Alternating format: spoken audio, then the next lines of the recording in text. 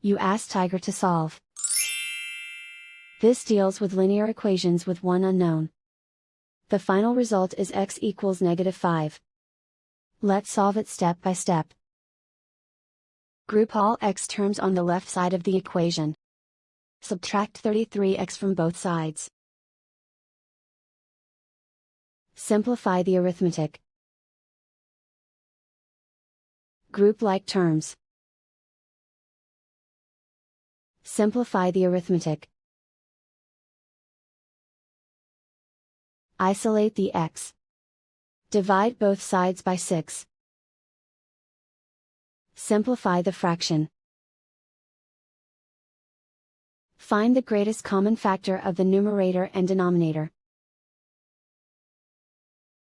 Factor out and cancel the greatest common factor. And so the final result is x equals -5.